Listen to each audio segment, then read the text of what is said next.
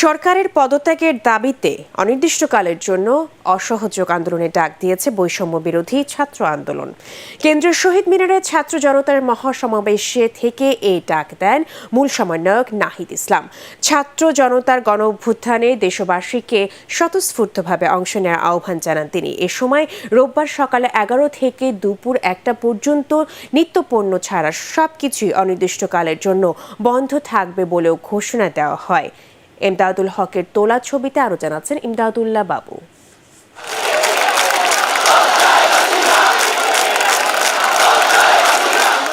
বৈরী আবহাওয়া উপেক্ষা করে ঢাকা বিশ্ববিদ্যালয়ের কেন্দ্রীয় শহীদ মিনার এলাকায় জড়ো হতে থাকেন ছাত্র জনতা।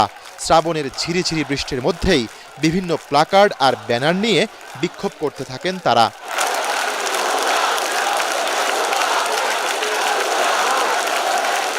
বিকেল নাগাদ কানায় কানায় পরিপূর্ণ হয়ে ওঠে কেন্দ্রীয় শহীদ মিনার। জনস্রোত ছড়িয়ে পড়ে উত্তরে শাহবাগ এবং দক্ষিণে চানখারপুল পর্যন্ত। এরপর সেখানে আসেন বৈষম্য বিরোধী ছাত্র আন্দোলনের সমন্বয়কেরা। স্লোগানে স্লোগানে তখন মুখরিত বিশ্ববিদ্যালয় ক্যাম্পাস। আন্দোলনের শুরুটা কোটা সংস্কারের দাবিতে হলেও ছাত্রদের প্রাণহানি এবং হত্যার বিচার না করায় এক দফা সরকার পতনের ঘোষণা দেন সমন্বয়ক নাহিদ ইসলাম। আমরা খুব স্পষ্ট কথা, শুধু শেখ হাসিনাকে পদত্যাগ করলেই হবে না। এই যে খুন, লুটপাট, দুর্নীতি এই দেশে হয়েছে তার বিচার হতে হবে। আমরা পদত্যাগ দিয়ে তাকে কোনো এক্সিট রুট দিতে চাই না। তাকে পদত্যাগ করতে হবে, বিচারের আওতায় আনতে হবে। আমাদের এক দফাটি হলো শেখ হাসিনা সহ এই সরকারের পতন এবং ফ্যাসিবাদের বিলোপ।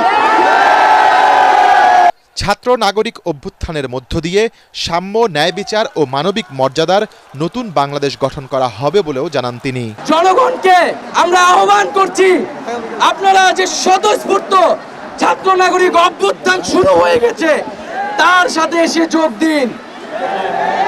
পাড়ায় পাড়ায়, মহল্লায় মহল্লায় সংগঠিত হন। সকলের সাথে আলোচনার মাধ্যমে ভবিষ্যৎ বাংলাদেশের জাতীয় রূপরেখা আমরা খুব শীঘ্রই আপনাদের সামনে হাজির করব। এ সময় অসহযোগ আন্দোলন চলাকালে 16 দফা পালনে জনসাধারণকে আহ্বান জানান আরেক মুখপাত্র আসিফ মাহমুদ। আমাদের অসহযোগ আন্দোলনের আওতামুক্ত থাকবে হাসপাতাল, ফার্মেসি, জরুরি পরিবহন সেবা যেমন ঔষধ ও চিকিৎসা সরঞ্জাম পরিবহন, অ্যাম্বুলেন্স সেবা, ফায়ার সার্ভিস, গণমাধ্যম, নিত্য প্রয়োজনীয় দ্রব্য পরিবহন, জরুরি ইন্টারনেট সেবা, জরুরি ত্রাণ সহায়তা এবং এই খাতে কর্তব্যরত কর্মচারী এবং কর্মকর্তাবৃন্দ। নিত্য প্রয়োজনীয় দ্রব্যের দোকানপাট শুধুমাত্র বেলা 11টা থেকে দুপুর 1টা পর্যন্ত খোলা থাকবে। অসহযোগ আন্দোলনের সব কর্মসূচি শান্তিপূর্ণভাবে পালনে ছাত্র জনতার প্রতি আহ্বানও জানান সমন্বয়কেরা।